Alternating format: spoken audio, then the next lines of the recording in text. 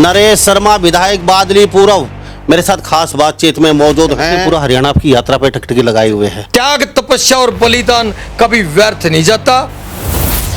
Party से बड़ा कोई नेता नहीं है। ये तो कांग्रेस की पूरी पार्टी है। पार्टी को छोटा समझते हैं, अपने आप को बड़ा समझते हैं। हमारे जैसे जिन्होंने 30 साल तक साधना की और अपमानित होकर बड़े बेआबरू होकर निकले तेरे कूचे से और 30 साल की साधना भंग कर दी। छोटा सा प्रोग्राम दीपेंद्र करते हैं, हजारों की संख्या में भीड़ आ जाती है, हजारों की संख्या में। तो कहीं ना कहीं आपको लगता है कांग्रेस के दीपेंद्र और हुड्डा जनता को खींचने में कहीं कामयाब साबित हो रहे हैं? पिता ने थपकी मार दी, फिर पुत्र ले जाएगा कोने में। यार तू अपना पारिवारिक सदस्य है और तेरा त्याग और बलिदान व्यर्थ थोड़ी से तो कमाल कर दिया उस भीड़ में। चाहे वो आदमी ले रहे हो नो, और उस तक कहेगा कि लंबी राजनीति करनी है, मैं निर्तन है।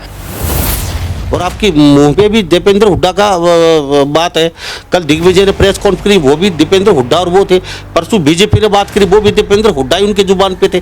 तो कहीं ना कहीं दीपेंद्र हुड्डा अगर किसी विपक्ष का जिक्र होने लग जाए तो बंदे में कुछ दम है। आपको लगता है दम है? जितना केले बेचने वाला कहता है ना, दूसरे के केले नकली बता देगा। केले एक के दुकान पर तारे हैं दोनों, लेकिन वो नु कहा ये तो मसाले तो पक्के उड़ हैं, मेरे बढ़िया केले हैं। पी पिता पुत्र प्राइवेट लिमिटेड कंपनी अब मन्नू बन गए वे और चक्कर भी में फंस गए। बीजेपी ने नारा दे रखा था 75 पार और जेजेपी ने नारा दे रखा था जमुना पार। जमुना पार की नून कांधे पर बैठा के नहीं ले जाने थे भी। बीजेपी ने जिस दिन जेजेपी से समर्थन लिया था और इन्होंने अपनी चाबी मनोहर लाल जी की कोटी की जेब में डाल के और उनके कदमों में सर रख दिया था, समर्थन दे दिया था। और इन्होंने मनोहर लाल की खट्टर में गोद में बैठ करके मनोहर लाल की में, और जनता ने जो इनको जन समर्थन और मैंडेट दिया था, जनता के विश्वास के साथ इन्होंने कुठारघात करने का काम किया। तो सब आपको जख्म बहुत गहरा दे रखा है, क्या बात है? काफी आप पिता पुत्र की खिंचाई करते हो, आपके जुबान पे दीपेंद्र हुड्डा और भूपेंद्र हुड्डा ही रहता है। मगरमच्छ इतरा कर शिकार कर रहे हैं हरियाणा सरकार के अंदर, और मछलियों को पकड़ा जा रहा है कांटे डाल डाल कर। सारे गीत आओ हमने ब्याह के भी और छोरा होने के भी और गुड़चड़ी के भी बारूठी के भी। यात्रा क्या नाम दिया जाता है? हमारी यात्रा है परिवर्तन यात्रा। क्या परिवर्तन करना चाहते हो हरियाणा? शर्मा जी, कल तक अब इसी आवाज में, इसी भाषा में, इसी लाउड स्पीकर से आप दीपेंद्र हुड्डा और भूपेंद्र हुड्डा की तारीफ करते थे, कांग्रेस पार्टी के कसीदे पढ़ते थे। आज आप उसी भाषा में अभी चौटाला के और वो आपके इतने दुश्मन हो चुके हैं आपके विपक्ष वाले, तो गहरी चोट मारी आपके दिल पे। इस फोबिया का मरीज मैं अकेला नहीं हूँ, बहुत सारी लंबी लिस्ट है। अगर बाँचने लग जाऊंगा तो सुबह से शाम और शाम से सुबह हो जाएगी। इन्होंने हमेशा अपने स्वार्थ की राजनीति की है। 30 साल तक मैंने उनका साथ दिया है, और जो किसी ने नहीं किया वो मैंने किया। मेरा मिसयूज नहीं किया, यूज एंड थ्रो, मिसयूज करके फेंक दिया, यूज करके। जो परंपरागत कांग्रेसी थे और वो हनुमान चालीसा पढ़ते थे, लेकिन ये कहते थे प्राइवेट लिमिटेड पिता पुत्र, हनुमान चालीसा छोड़ो, हुड्डा चालीसा पढ़ो। बीजेपी का मानसिक संतुलन लड़ खड़ा हुआ है। ये सब अलूल जलूल बातें कर रहे हैं बीजेपी के मंत्री। क्या यहाँ से विधायक बन जाएंगे चौटाला पार्टी से बिगड़ आशीर्वाद? नमस्कार, स्वागत आपका हरियाणा न्यूज़ 24 पे। मैं हूं मुन्ना लांबा, मेरे सहयोगी हिमांशु लांबा के साथ हम मौजूद आज झज्जर में, और मेरे साथ खास मेहमान फिर एक दोबारा से बेबाक बातचीत करने वाले, अपनी बात रखने वाले नरेश शर्मा विधायक बादली पूर्व मेरे साथ खास बातचीत में मौजूद हैं। तो बातचीत होगी तो तीखी बातचीत होगी। तो नरेश शर्मा जी, आपका हरियाणा न्यूज़ 24 पर बहुत बहुत स्वागत। धन्यवाद, आपका भी यहाँ पधारने पर स्वागत है लांबा साहब, आपकी पूरी टीम का भी स्वागत है। पहले यात्रा की बात कर लेते हैं। पूरा हरियाणा आपकी यात्रा पे टकटकी लगाए हुए है, काफ़ी लोग देख रहे हैं यात्रा कैसी हो रही है, कैसे नहीं हो रही है। तो पहले यात्रा के बारे में बातचीत करें, यात्रा कैसी चल रही है? धन्यवाद। देखिए, आज हरियाणा प्रदेश की नहीं समूचे भारत की जनता जागरूक हो चुकी है और वो अच्छी भली बात समझते हैं कि राजनीति कौन कर रहा है हर मुद्दे पर, और दिल से और त्याग और बलिदान का परिचय किस नेता ने दिया है।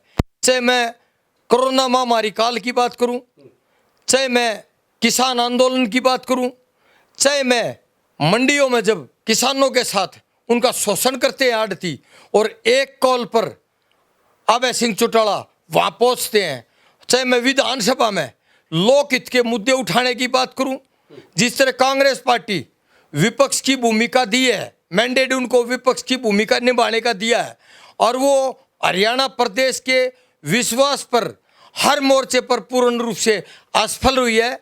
मिली भगत की राजनीति करती है कांग्रेस पार्टी, प्रायोजित प्रोग्राम होते हैं और विधानसभा में जाते हैं और रसम अदायगी करते हैं, और जो जलवंत मुद्दे हैं भारतीय जनता पार्टी की और जेजेपी पार्टी की जो सत्ता पक्ष सरकार है, और वो लोक हितों की अनदेखी करती है या ऐसे काले कानून लेकर आती है जिससे जनता के हितों को कुठारघात पहुंचेगा, जनता के हितों को नुकसान पहुंचेगा, तो कांग्रेस के ऊपर पता नहीं कौन कौन से दबाव होते हैं, किस किस प्रकार के दबाव होते हैं, किन किन मुकदमों में राहत लेनी है, कांग्रेस पार्टी रसम अदायगी करती है और वॉकआउट करके अपना पल्ला झाड़ जाती है। शर्मा जी, चलो बहुत और आज हरियाणा प्रदेश की जनता ये समझ चुकी है कि जब जब हरियाणा प्रदेश की जनता पर आपत्तियों का दौर आया है, चाहे वो किसान की फसल बर्बाद बेमौसमी बारिश में होने का हो, चाहे वो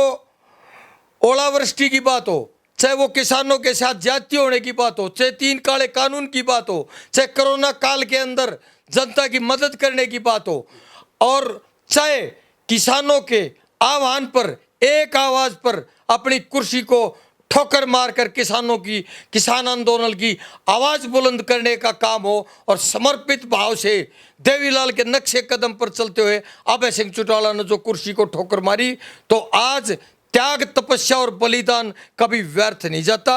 आज जो जनता का रुझान है, भारी संख्या में भारी जन समर्थन अभय सिंह चौटाला को मिल रहा है। जी शर्मा जी, आपने कहा भारी जन समर्थन मिल रहा है, लेकिन आपकी यात्रा में तो मुझे इतना जन समर्थन दिखाई नहीं दिया, इतनी भीड़ जुट नहीं रही आपके जो पुराने सपोर्टर हैं, पुराने कार्यकर्ता हैं, वही दिखाई दे रहे हैं आपके। नई जगह नया सिस्टम के साथ काफ़ी जो पहले जो आपका उफान होता था, जनता जनार्दन काफ़ी इकट्ठी होती थी, हजारों की संख्या में ढोल नगाड़ों के साथ हा हुल्लड़ होता था, और पहले से ही लोग सड़कों पे खड़े हो जाते थे। ऐसे यात्रा में मुझे कुछ जोश ज़्यादा दिखाई नहीं दिया अब तक। तो आप कह रहे हैं भारी जोश भारी उत्साह दिखाई दे रहा है, तो ये कैसे, मतलब कौन सा उत्साह दिखाई दे रहा है, ये बता दीजिए। नहीं देखिए, आप महेंद्रगढ़ की बात कर रहा हूँ मैं। आज ही मैं सुबह यूट्यूब पर देख रहा था, ढोल नगाड़े बैंड बाजे घोड़े पालकी, पता ना इतना जबरदस्त जन सैलाब उमड़ रहा था, शायद आपने वो नहीं देखा हुआ और अब अपना नजरिया है। और जब चलते हैं तो ये 400-500 आदमी यात्रा में जो परमानेंट भाग ले रहे हैं, और कुछ हरी बीमारी भी हो जाती है, बदली भी हो जाते हैं, कुछ वृद्ध हैं, वो इतनी अवस्था नहीं बची उनकी कि इतनी लंबी वो यात्रा करें, बीच बीच में वो रेस्ट भी कर लेते हैं। लेकिन जब शहर नगर गांव कस्बों में ढाणियों तक में छोटे छोटे जो आबादी क्षेत्र हैं, उनमें भी यात्रा का स्वागत हुआ है, और स्वागत देखना है तो 18 तारीख को बादल ही आ जाना, आपको दिखाएंगे। जो आप कह रहे हैं कि ऐसा नहीं हो रहा, वो होता देखना आप।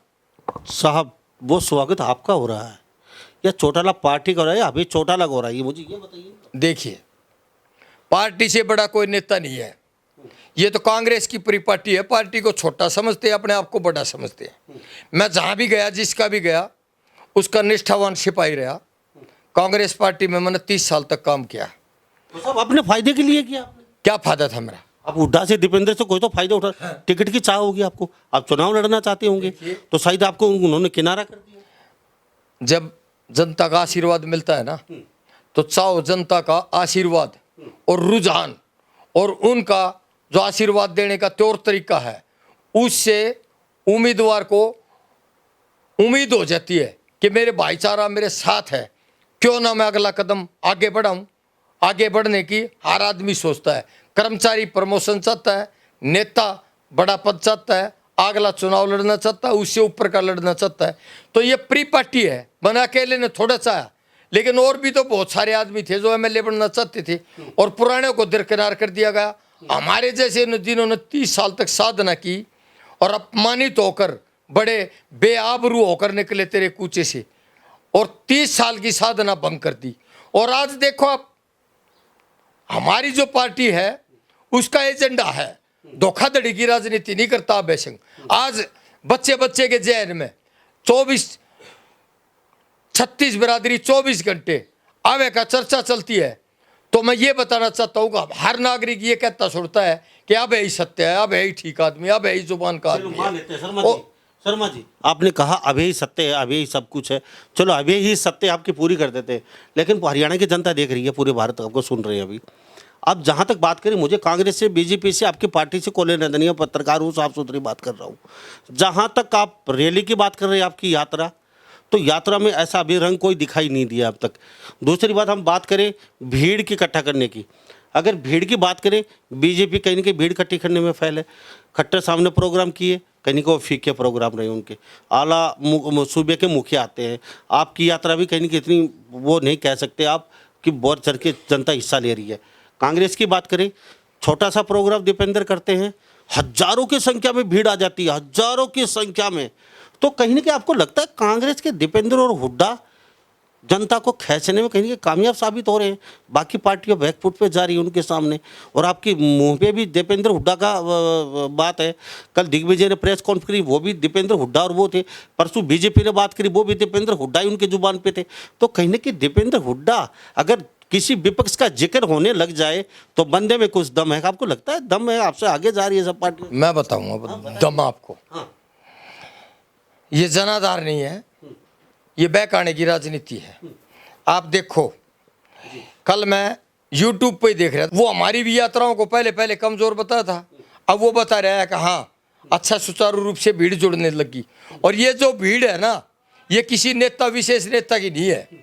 इन्होंने तो लोगों को बहका के और अपना जनाधार दिखाने के लिए शोषण कर रहे हैं लोगों का। नारनौद विधानसभा का दे रखा था और वहां उसने बता रखा था कि किसी भी पार्टी में 2 या 3 से ज्यादा उम्मीदवार नहीं है, या हैं तो 2 ही हैं कंपटीशन में, और 2 में से 1 को टिकट मिल जाएगा।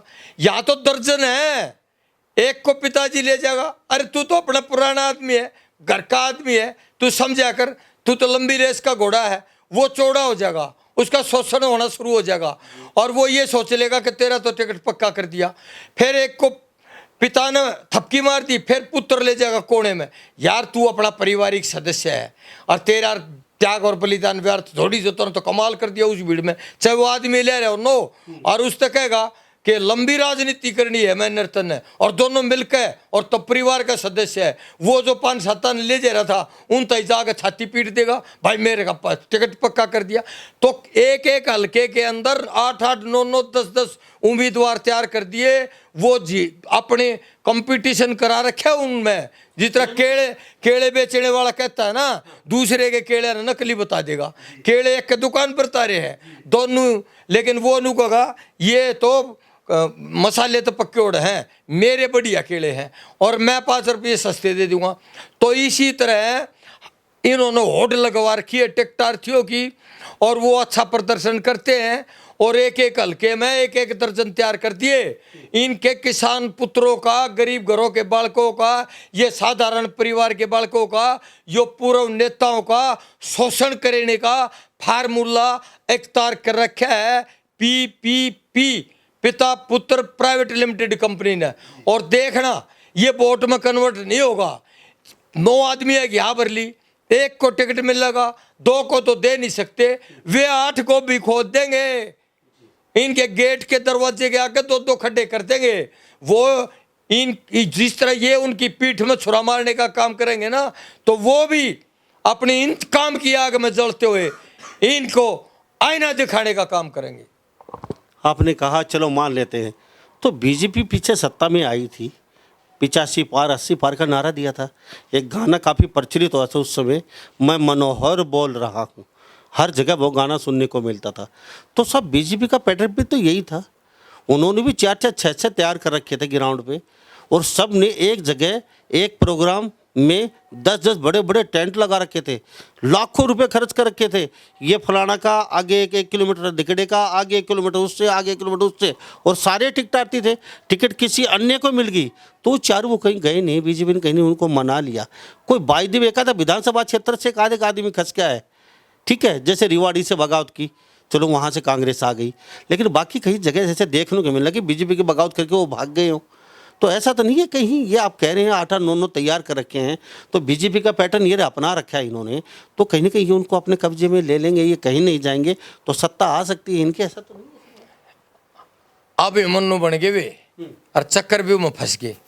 बीजेपी ने नारा दे रखा था 75 पार, और जेजेपी ने नारा दे रखा था जमुना पार। जमुना पार की नून कांधे पर बैठा के नहीं ले जाने थे वे।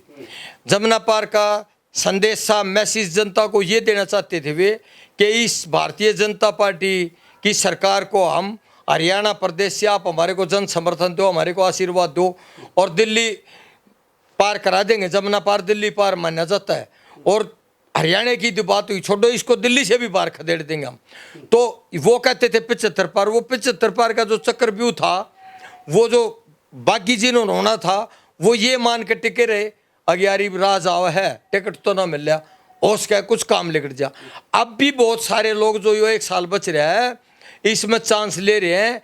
बीजेपी ने जिस दिन जेजेपी से समर्थन लिया था और इन्होंने अपनी चाबी मनोहर लाल जी की कोटी की जेब में डाल के और उनके कदमों में सर रख दिया था, समर्थन दे दिया था, उस दिन जनता ने ये विश्वास हो गया था कि ये देवीलाल के नक्शे कदम पर चलने वाले बच्चे नहीं, इन्होंने हरियाणा प्रदेश की जनता की आंखों में धूल झोंकने का काम किया है। ये सत्ता के भूखे हैं, और इन्होंने मनोहर लाल की खट्टर में गोद में बैठ करके मनोहर लाल की में, और जनता ने जो इनको जन समर्थन और मैंडेट दिया था, जनता के विश्वास के साथ इन्होंने कुठारघात करने का काम किया। जी, आपने कहा पिता पुत्र, पी लिमिटेड कंपनी पिता पुत्र की, तो सब आपको जख्म बहुत गहरा दे रखा है, क्या बात है? काफ़ी आप पिता पुत्र की खिंचाई करते हो, आपके जुबान पे दीपेंद्र हुड्डा और भूपेंद्र हुड्डा ही रहता है, पार्टी का नाम नहीं लेते आप। तो क्या बात है, गहरी चोट लगी आपको? मैं तो आप जिसकी पूछोगे उससे की तो बताऊंगा ना। तो गहरी चोट लगी, आप पूछो ना किसकी पूछो, पूछेंगे अभी। ये चोट दिल पे लगी। सारे गीत हाँ हमने ब्याह के भी और छोरा होने के भी और गुड़चड़ी के भी बारूठी के भी, जिसका आप पूछोगे उसी का तो मैं वर्णन करूंगा ना। मैं बता रहा हूं कि भारतीय जनता पार्टी की जन विरोधी सरकार सिद्ध हुई है। देखिए आप 3 काले कानून लेकर आए थे, 750 से 750 किसान भाइयों ने जो बलिदान दिया, शहादत दी, शहीद हुए। ये सरकार की नकारात्मक सोच नहीं थी क्या? ये जो 3 काले कानून थोपे थे तो भारतीय जनता पार्टी ने तो थोपे थे। अबे चौटाला की भाषा बोल रहे हैं आप? मैं अबे चौटाला की भाषा नहीं बोल रहा, मैं अपने एक कार्यकर्ता की भाषा बोल रहा हूँ। और मैं जो कुछ बोल रहा हूँ बात वही है, वो साक्ष्यों के आधार पर, सत्य के आधार पर बोल रहा हूँ। आप भी सुनने की हिम्मत रखो। और उन नेताओं को तो बीपी की गोली खानी पड़ेगी जो सुनते हैं। मैं ये बताना चाहता हूँ कि बीजेपी ने तो 3 काले कानून थोपे थे, लेकिन कांग्रेस ने भी राजनीतिक रोटियां सेकने में कोई कसर नहीं छोड़ी। देखिए आप सच्चाई की तरफ झांकना सीखो। जब 3 काले कानून विधानसभा में समर्थन देना था, पास करना था, पर हरियाणा प्रदेश में जो सेंटर में कानून बनेगा राज्यों में भी लागू होगा, तो राज्य में जो इन्होंने अधिवेशन बुलाया तो 15 दिन 20 दिन पहले नोटिफिकेशन करना पड़ता है। बहुत लंबी प्रक्रिया है, एजेंडे भी तैयार करते हैं, एमएलए के सवाल भी लगेंगे, उनको नोटिफिकेशन भी होगा, उनको इनविटेशन भी भेजा जाएगा। तो 15 से 20 दिन का समय पहले डिक्लेयर करना पड़ता है, और फिर एजेंडे टाइप भी होते हैं, तो बहुत बड़ा मामला जिसको प्रारूप देना पड़ता है। तो इन्होंने एमएलए को भी दे दिए, नोटिस भी दे दिए, सारा अमली जामा एजेंडा तैयार हो चुका था। लेकिन वहां से किसानों ने इनकलाब जिंदाबाद कह के आंदोलन शुरू कर दिया पंजाब से, और इनको पता चला भाई ये तो लाखों की तरफ चल रहे हैं, और इन्होंने अगर पंजाब से चंडीगढ़ की तरफ मुंह कर दिया, और ये 3 दिन का अधिवेशन है, और तो बहुत गहरा संकट आ जाएगा भारतीय जनता पार्टी की सरकार पर। तो इन्होंने 3 दिन का जो अधिवेशन था वो बिजनेस एडवाइजरी की मीटिंग बुलाकर विपक्ष के नेता को बुलाया, चौधरी भूपेंद्र सिंह हुड्डा को, और अमित शाह ने फोन कर दिया। वो 3 दिन का अधिवेशन 3 घंटे का हो गया, और 3 घंटे में भी जब इन तीन काले कानूनों को हरियाणा प्रदेश के अंदर पटकथा लिखकर मान्यता दी जा रही थी, तो कांग्रेस पार्टी क्या वॉकआउट करके नहीं भागी? क्या ये प्रायोजित प्रोग्राम नहीं था? क्या ये अंडर प्रेशर काम नहीं कर रहे थे? क्यों नहीं इन्होंने नाक में नकेल डालने का काम किया कि हरियाणा में किसी भी सूरत में हम लागू नहीं होने देंगे? क्यों नहीं ये गैलरी में आए? क्यों नहीं सरकार को मजबूर किया इन्होंने? और देखिए, मनोहर लाल जी न कोरोना की आड़ में हॉस्पिटल में लौट गए थे, और जो स्पीकर साहब थे हमारे ज्ञानचंद जी, वो भी, उनको भी कोरोना हो गया था। डिप्टी स्पीकर अनिल विज जी, राजेंद्र सिंह नांदाल जी और ये दुष्यंत जी, इन्होंने मीटिंग बुलाई थी, और हुड्डा साहब वहाँ है, और मैं किसी तरह लीक करा के और वे अंदर के फोटो ले रखे हैं। अगर जरूरत पड़ेगी और कहीं आपको भी जरूरत पड़े तो मैं निकाल के दे दूंगा, पेश कर देना। और इन्होंने रसम अदायगी करते हैं, ये मिले हुए हैं। और जब इनके ऊपर प्रेशर आता है, अब एक मुद्दा उठा था कि पहले राज्यसभा का चुनाव हुआ, सुभाष चंद्रा और आर के आनंद का चुनाव हुआ, और चौटाला साहब से इन्होंने समर्थन मांगा कांग्रेस वालों ने कि भाई मैं बीजेपी को देखना नहीं चाहता, ये तो जन विरोधी किसान विरोधी सरकार साबित हुई है। तो चौटाला साहब ने समर्थन दे दिया। वो बात हुड्डा साहब से बर्दाश्त नहीं हुई, और उन्होंने शाही प्रकरण करवाया, और 12 वोट शाही प्रकरण की भेंट चढ़वा दी गई। वो जानबूझकर कैंसिल की गई थी। कई 100 करोड़ रुपए का लेन देन हुआ था, वो साहूकार आदमी था। जब कांग्रेस पार्टी 36 वोट और 26 वाले से हारने की बात क्यों ठंडे बस्ते में डाल दी गई? कौन है उसका जिम्मेवार? अब चुनाव होता है भाई दीपेंद्र जी का, तो बीजेपी से मिली भगत हो जाती है।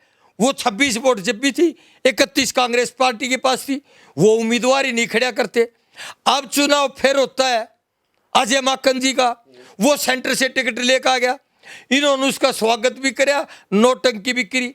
इनके पास 31 वोट थे, 1 वोट चला गया कुलदीप जी का, उनके 27 हो गए, इनके 30 हो गए। एक उनका निर्दलीय ने बहिष्कार कर दिया चुनाव का, जो महम से विधायक जी थे, वो डालने ही ली गया, तो वो उनकी घटगी। फिर वो 26 में ही चले गए वापस। तो 26 में और 30 में जब मुकाबला होता है और कांग्रेस पार्टी हारती है, तो कांग्रेस पार्टी का ये धर्म और दायित्व नहीं बनता कि जो अपनी खुद की वोटों का हिसाब नहीं दे रहे, पहले अपनी वोट तो गिन लो और बता दो हरियाणा प्रदेश की, देश की जनता को आपकी कहा गई, फिर दूसरों का हिसाब लेना। शर्मा जी, यात्रा क्या नाम दिया यात्रा का आपने? हमारी यात्रा है परिवर्तन यात्रा। क्या परिवर्तन करना चाहते हो हरियाणा में? परिवर्तन करना साहब, परिवर्तन करता तो आ रहे हैं। चौटाला की सरकार कई साल रही है, जेजेपी, ये अभी ओम प्रकाश चौटाला, देवीलाल जी चौधरी साहब, वो तो सारे परिवर्तन तो होता रहा। अब क्या परिवर्तन करना चाहते हैं? क्या नहीं हुआ परिवर्तन? देखो आप बता दीजिए। यात्रा चौधरी देवीलाल आए थे, उन्होंने देखा कि गांव के अंदर दलित समाज की कोई चौपाट नहीं है, दुर्दशा हो जाती है। इनके जो सामाजिक प्रोग्राम है, सामूहिक प्रोग्राम है, जो भी प्रोग्राम है, ये बेचारे बारिश में भीगते हैं। पहला नेता था जिसने हर गांव के अंदर, पूरे समूचे प्रदेश के अंदर दलित समाज की चौपाटों के लिए गारंटी दी थी। रोहिणी साहब, दलित चौपाल वो गिर रही हैं, उसके मरम्मत नहीं है आज तक है। क्या आपकी सरकार आई नहीं कभी उसके बाद? अरे साहब, 10 साल से सरकार नहीं है सर। सर 10 साल तो हर बार विशेष ध्यान रखा गया दलित वर्ग का, और उसके लिए एक जन कल्याणकारी योजना लाए, और उनके अलग से ग्रांट दी जाती थी। और हमारी सरकार नहीं थी जब मैं कांग्रेस पार्टी में ही था, हमारी सरकार थी। मैं चौधरी धीरपाल सिंह, एक महान व्यक्तित्व के धनी थे, हमारे भाई थे, और उसका नाम सुनो कहीं भी पूरे समूचे हरियाणा प्रदेश में जाके, एक सज्जन व्यक्तित्व और सज्जन पुरुष के नाम से जाने जाते। और उन्हीं से मैंने राजनीति में शुरुआत की। उनके मैं छोटा भाई था, और मैं चौधरी देवीलाल जी के साथ और उनके साथ रहा हूँ 10-11 साल तक। और मैं बताऊंगा, वो किसान के लिए तो जान कुर्बान करने के पद की तो औकात ही क्या है। और आज उन्हीं के नक्शे कदम पर चलते हुए अभय सिंह ने 5000 MLA, 800-900 के करीब MP राज्यसभा के मेंबर बन के जाते हैं। क्या एक भी माई का लाल नहीं था कि अपने पद से त्याग पत्र देकर और किसानों के बीच में आकर उनकी आवाज बुलंद करने का काम करे, उनके साथी बनने का काम करे, एक किसान पुत्र के रूप में आकर उनको हौसला अफजाई कर उनके बीच में बैठ जाए। एक भी माई का लाल नहीं था। तो फिर चुनाव आपने लड़े दोबारा अभय चौटाला ने? फिर क्यों नहीं लड़े? किसी किसान को दिया क्या टिकट उन्होंने? अरे किसी को कहा क्या भाई किसान आ जाइए ना, आप चुनाव लड़िए। अहमदाबाद से साहब खुद चुनाव लड़ा उन्होंने। साहब शर्मा जी, आप विधायक रह चुके, आप पॉलिटिशियन हैं, आप लिबड़ी चुपड़ी बातें लॉलीपॉप देते हो जनता को। जी, साहब पार्टी के भगत हैं आप, पार्टी की भाषा बोल रहे हैं साहब। कोई नेता हो, भ्रष्टाचार ऊपर से चलता है या नीचे से, यह भी जानूंगा मैं आपसे। अगर हमारा देश सोने की चिड़िया होते देर नहीं लगेगी अगर ये भ्रष्टाचार खत्म होगा तो। साहब मेरी बात सुनिए, आपने कहा अभय चौटाला ने त्याग कर दिया। साहब किस चीज का त्याग कर दिया? पद का त्याग कर दिया, कुर्सी का त्याग कर दिया। किसने कहा? एमएलए की सीट किसानों ने। साहब चुनाव होंगे, आपको पता था चौटाला पार्टी आएगी तो कोई ना कोई आपने करना पड़ेगा कुछ ना कुछ तो। टीकरी बॉर्डर पर मैं साथ हूं, ठीक है, साथ खड़े हूं, नीचे बैठे हैं और उन्होंने कहा कि मैं क्या अपने विचार रख सकता हूं। वहां से किसान भाइयों ने कहा, और पंजाब के भाई भी थे किसान वर्ग के भाई मेरे, उन्होंने कहा कि आपके खानदान की परंपरा रही है, आपके दादाजी की परंपरा रही है कि बार बार जब जब इस हरियाणा प्रदेश के किसान मजदूर दलित के ऊपर मुसीबत आई है तो हमने अपने अपने पदों को और कुर्सियों को अहमियत नहीं दी, बल्कि उनको ठोकर मारकर किसान मजदूर की आवाज बुलंद करने का काम किया है। और अभय सिंह चौटाला ने कहा कि ठीक है 26 तारीख को मीटिंग है, 26 तारीख को कुछ डिक्लेयर कर सकती है सरकार, ऐसी कुछ संभावनाएं बनी हुई थी। और उसने कहा अगर 26 तारीख को किसान भाइयों के पक्ष में ये 3 काले कानून वापस लेने का अगर प्रधानमंत्री घोषणा नहीं करते तो मैं 27 तारीख को एक किसान के रूप में, किसान के बेटे के रूप में, किसानों के भाई के रूप में अपने पद को ठोकर मार दूंगा और किसान वर्ग मेरे को पहले और कुर्सी बाद में। शर्मा जी, अभय चौटाला को आप लोगों को पता था 2.5 साल चुनाव के बचे। अब तो तुम छोटी सी कि आपके पास कुर्सी है तो कहीं ना कहीं रिझाने के लिए, आपकी पार्टी के ग्रोथ को बढ़ाने के लिए आपने कुछ तो करना पड़ेगा ना। साहब फोकट में माँ बिगड़ रोए बेटे को, बच्चे को दूध नहीं पिलाती, तो साहब आपने त्याग कर दिया। तो आपका पूरा फोकस था किसानों पे, फोकस था। अभी करता हूं मैं कि किसानों को कहीं ना कहीं हम रिझा लेंगे कि आपके लिए हमने त्याग कर दिया। तो ये कोई बड़ी बात नहीं, त्याग कर दिया। त्याग किस चीज़ का कर दिया? कौन सी परिवर्तन यात्रा निकाल रहे हो? इस यात्रा से कौन सा परिवर्तन हो गया? क्या कौन सा परिवर्तन करना चाहते हो आप? हम भारतीय जनता पार्टी को जो जेजेपी ने और कांग्रेस पार्टी जो उससे मिली हुई है प्रायोजित प्रोग्राम करती है बार बार बार बार बार बार, उसको हरियाणा प्रदेश से, इन्हीं देश से बाहर करना चाहते हैं।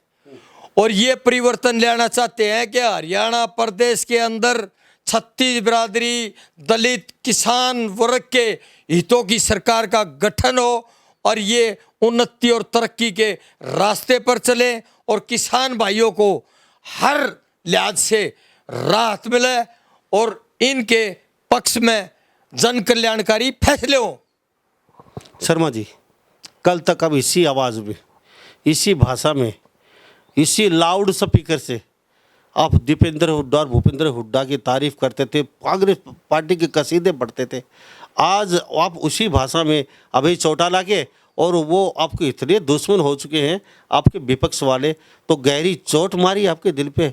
सब एक साथ खाना खाने वाले, एक थाली में रोटी खाने वाले, आज इतने बड़े दुश्मन। और साहब दुश्मन तो वो दोस्त हो गए। ए वफा, ये क्या सितम हो गया। शर्मा जी, ये क्या होगा? क्यों? देखो गालिब तो मैं हूं नहीं, जो कुछ बोलता हूं कम पढ़ा लिखा आदमी हूं, अंतरात्मा से, दिल से बोलता हूं।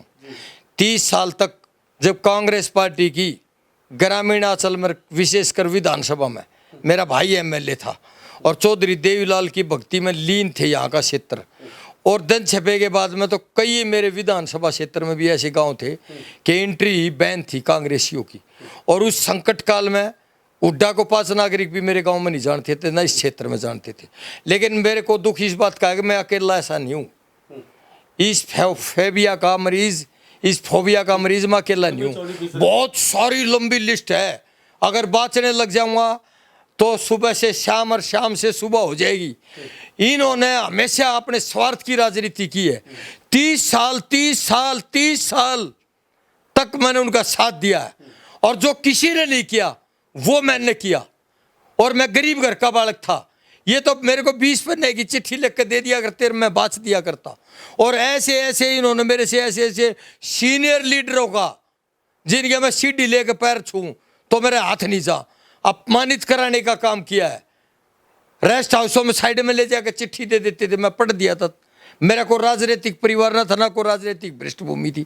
मैं तो विश्वास करता था कि ये हैं मेरे भाई। मिसयूज किया आपका? मेरा मिसयूज नहीं किया, यूज एंड थ्रो, मिसयूज करके फेंक दिया, यूज करके। और ये 30 साल की साधना किसी को भंग होगी तो तकलीफ तो स्वाभाविक होगी। और ये जो आप बता रहे हो ना, ये भीड़ है, ये INLD पार्टी हो चाहे कोई और पार्टी हो, इतना बड़ा धोखा नहीं करती। एक हल्के में 6, 8, 12 नए नए बालकों को बहका लिया, भिन्न भिन्न प्रकार के प्रलोभन दे दिए, वो सुने भी नहीं जा सकते। थपकी मार दे, कूण में ले जाएगा। बोला तू परिवार का सदस्य है, चाहे वो उससे दिन आए पहली बार, पर वो तेरे तो परिवार का सदस्य ना, पुराना आदमी तू तुम्हारा। और वो राजी हो जाएगा, यार इनकी तो आँखें हम तना धूल झोंक दी, नहीं बेरा तू खुद अपनी आँखों में धूल झोंक रहा है। ये एजेंडा है इनका बेवकूफ़ बनाने का। तो इसी तरह हर एक विधानसभा क्षेत्र में जो आदमी खुद भी ना सोच रहा अगर मैं टिकट लूंगा और चुनाव लड़ूंगा, उससे भी तैयार करते हैं, उन तक कोई बच जाए है। तो जो इन्होंने छोड़ रखे हैं जगह जगह एजेंट, वो कहते हैं अगर हम तेरी ठोक का मदद कराएंगे, टिकट तो न दिवा के लाओगे, और वे बर्बाद हो जाते हैं, उनका कर्जा हो जाता है, उनकी ज़मीनें बिक जाती हैं, और मिलता उनको बेचारों को कुछ नहीं, वो तबाह हो गए और बैठ जाते हैं। और मैं कौन सा इनके रहमो करम पर MLA बने हूँ भाई साहब। मैं 36 बरादरी बादली विधानसभा, मेरे कनस्तर में आटा नहीं और मेरी गोज में दमड़ी नहीं। भला हो मेरे भाइयों का, पाछली गोज में सल्फास की गोली गाल रहा था, मरना पड़ता और मेरे भाई ठा ले गए। और मैं 7 जन्म बारंबार उनका ऋण कभी 7 जन्म लेकर नहीं चुका सकता। उन्होंने मेरे को MLA बनाया और फिर मैंने इसका साथ दिया, इंडिपेंडेंट में इसका समर्थन दिया। और फिर टिकट लेने गया तो फिर इन्होंने कहा कि टिकट तो मैंने दे चुका मैं किसी को। फिर मैंने कहा कि आप दे चुके होगे लेकिन मैं टिकट ले आऊँगा। और CM की कोठी के सामने से कि मैं दिल्ली में आया हूँ टिकट लेने के लिए, टिकट लेके जाऊँगा, और 36 बिरादरी के मेरे भाई इंतज़ार में बैठे हैं, वो मेरे को आशीर्वाद देंगे और मैं फिर MLA बन पाऊँगा। और फिर मैं टिकट मैं लेकर आया था और इंडिपेंडेंट खड़ा करके, और पिता पुत्र प्राइवेट लिमिटेड कंपनी वाले वोट किसी और की मांग रहे थे। ये साक्ष्य किसी से छुपा हुआ नहीं है, बच्चा बच्चा बादली विधानसभा का मेरा जानता है। इससे बड़ा धोखा क्या होगा? कितने होंगे जिन लोगों ने इनका जान कुर्बान करने के लिए खून पसीना एक किया, पसीना बहाया, संकट काल में साथ दिया, उन सब लोगों को इन्होंने दरकिनार कर दिया। जो परंपरागत कांग्रेसी थे और वो हनुमान चालीसा पढ़ते थे, लेकिन ये कहते थे प्राइवेट लिमिटेड पिता पुत्र हनुमान चालीसा छोड़ो, हुड्डा चवालीसा पढ़ो। तो हुड्डा चवालीसा पढ़ गया, वो कांग्रेस में है। जिसने कांग्रेस पार्टी का चालीसा पढ़ा उसको बाहर कर दिया गया। हालात ऐसे पैदा कर दिए गए कि वो कांग्रेस छोड़ने के लिए अपमानित इतना कर दिया जाता था कि वो घर बैठने के लिए मजबूर हो जाता था, या भिन्न भिन्न किसी पार्टी में भी कि यहाँ मान सम्मान इन्हों वहाँ रह कर क्या करना है, जाने के लिए हालात ऐसा पैदा कर दिए जाते थे। ऐसे हालात से गुजरना पड़ता था कि वो पार्टी छोड़ने के लिए मजबूर हो जाते थे। और बड़े बड़े वीरेंद्र सिंह, अशोक तंवर, जितेंद्र मलिक, राव साहब हैं ये MP गुड़गांव से, इंद्रजीत जी, पता ना कितनी लंबी फितरत है, बहुत सारे लोग हैं हमारे जैसे। चलो मान लेते हैं आपकी बात। मेरे साथ नरेश शर्मा बने हुए हैं पूर्व विधायक बादली से, खास बातचीत में, और ये बेबाक तरीके से बातचीत कर रहे हैं। शर्मा जी, आपने चलो कहा ये बहुत धोखा किया है मेरे साथ और इनके लिए मैंने बहुत किया 30 साल तक, चलो मान लेते हैं। लेकिन हम पार्टी की जहाँ तक बात करें, BJP सरकार कहीं की बैकफुट पे दिखाई दे रही है, भीड़ इकट्ठे नहीं कर पा रहे हैं, नेता उसके बीच में नहीं गए, चाहे वो कोरोना काल लगाओ चाहे वो किसान आंदोलन लगाओ, जनता कहीं की नाराज़ नज़र आ रही है। इस सिचुएशन में आपकी पार्टी में ज़्यादा भीड़ वगैरह इकट्ठी दिखाई नहीं देती मुझे। अब फिलहाल कांग्रेस में जहाँ प्रोग्राम होते हैं, चाय पानी का हाथ से हाथ मिलाओ, एक मुहिम चलाई है इन्होंने, वहाँ पे सैकड़ों की संख्या में लोग कहीं कहीं जगह तो 20-50 आदमी चाहे कि हाथ से हाथ बिना प्रोग्राम में इकट्ठे हो रहे हैं। तो इस सिचुएशन में आने वाले समय कितने हो में रहे हैं? 20-20 हज़ार 25-25 साहब अभी सिसाई के अंदर कम से कम सिसाई में सिसाई में जा नहीं रहे, आगे उस चौक हाँ में। 15 से 20 हज़ार आदमी मैं इकट्ठे थे। 6-7 प्रोग्रामों तो में जा रहा हूँ, कांग्रेस वहाँ क्या भाई? जी ठीक है, भीड़ बहुत ज्यादा थी। 20-25 हजार की कैपेसिटी है ना, वो 5 हजार की कैपेसिटी कौन है ऐसा नहीं उस चौक में? ऐसा ही है, काफी लोग इकट्ठे थे। अच्छा मुझे ये बताओ, 100% ऐसा ही है। आपकी मान लेते हैं, चलो 5,000 की कैपेसिटी मानते हो, हाँ, वो इनकी भीड़ थोड़ी, वो टेक्टार्थिया की भीड़ है, हाँ, वोट लगवा रखी है। वो भी सही है। 10 लोग हैं, 10 से भीड़ लेके आते हैं वो। आपका कहने का मतलब ये है टेक्टार्थियों की भीड़ है वो, और वो बेचारे मुंह की खाएंगे। टिकट एक को मिलेगा, 12 भाइयों को नहीं मिल सकता। ये धोखाधड़ी की दुकान है, धोखा हो रहा है उनके साथ। आने वाले समय में क्या लगता है किसकी सरकार देखना चाहते हो आप? क्योंकि लोग कयास लगा रहे कांग्रेस आने वाली है, अब बीजेपी बैकफुट पे है, या फिर आपकी पार्टी की कह रहे हैं कि 10 सीटें ले गए तो ये सरकार में हिस्सेदारी होंगे। कई आकलन लगा रहे कौन कह रहा है 10 हैं, सीटें जैसे जनता जनार्दन की बातें निकल के आती ये रहती कौन हैं। कह रहा है लो 10 सीट ले? नहीं मैं नहीं कह कौन सा रहा, चैनल कह रहा है ये आप बताओ? जनता जनार्दन की जो वो कहती है ना, हम बैठते हैं जनता में चर्चा हाँ करते हैं। भाई, दुष्यंत की जगह अब की बार अभय चौटाला होगा रोल सरकार के अंदर, हाँ। यानी कि डिप्टी सीएम या सीएम हाँ। दुष्यंत की जगह अब की बार अभय होगा। जनता का कहना ये है। तो क्या लगता है कांग्रेस सरकार बना रही है या फिर कहीं ये भी कहीं आपने कहा ये छलावा है, दिखावा है? कांग्रेस पार्टी हर विधानसभा में 10-10 12-12 टेक्टर थी, मुंगेरी लाल के सपने दिखा रही है, उनको सपने बेच रही है। कांग्रेस पार्टी किसी भी सूरत में सत्ता की तरफ नहीं बढ़ रही। 10 साल तक आप मुख्यमंत्री रह जाओ या मैं मुख्यमंत्री रह जाओ, 5-10 हजार आदमी उनके पक्के होते हैं, और उन्होंने माल भी कमा रखा है और माल खा भी रखा है। वो दोबारा भी चांस चाहेंगे, और जो ये टेक्टार्थी हैं ये बेचारे लुट पिट के बैठ जाएंगे। टिकट के तो टारगेट जो उनके होते हैं उसी को देते हैं, औरों को तो प्रयोग करते हैं। और ये जो भीड़ है, ये भीड़ आदमपुर में भी थी, और ये भीड़ अभय सिंह का जो इस्तीफा देने के बाद में दूसरा चुनाव था वहाँ भी थी कांग्रेस की। भीड़ वोट में परिवर्तित नहीं होती, और आजकल भीड़ जो पैसा खर्च करेगा ना, पैसा अनाप शनाप है, गिनती खत्म हो जाती है, अरब खरब संख्यों में पैसा है। पैसा आपके पास सुन लिया, हमारे पास कैसे था होगा? हम तो एक सैनिक के, किसान वर्ग के साधारण। अब अभय चौटाला भी राजा घर से आते हैं। अब चुटौड़ा आते हैं हाँ, तो आपकी पार्टी के पास चल रहा है ना, जनादेश मिल रहा है ना। मैं ये बता रहा हूं कि आज जो भीड़ टेक्टर इकट्ठे नहीं करता, अबे सिंह धोखा नहीं करता किसी के साथ, स्पष्टवादी आदमी है। कोई आता है ना टिकट के लिए और कहता है जी मेरी टिकट पक्की करते हो, तो चौधरी साहब, चौटाला साहब और अबे स्पष्ट जवाब दे देते हैं कि अच्छा काम करेगा भाई उसको टिकट दिया जाएगा और मौके के अनुकूल फैसला लिया जाएगा। आप काम करो, मान सम्मान मिलेगा। टिकट की बात करना अभी से बेईमानी है, बताओ। और ये तो देत 12 मास दिए बांटे जहाँ ये तो, और इन तो तरले भी बांटे हैं। हाँ चलो मुझे ये एक बात बता दीजिए, चलते चलते हाँ में ना में भ्रष्टाचार की बात करूं। भ्रष्टाचार ऊपर से चलता है नेता से या फिर नीचे से चलता है? थोड़ा सा बताना चाहिए, आप विधायक। देखिए, जब तक ऊपर से संरक्षण नहीं मिलेगा नीचे वालों की हिम्मत नहीं है।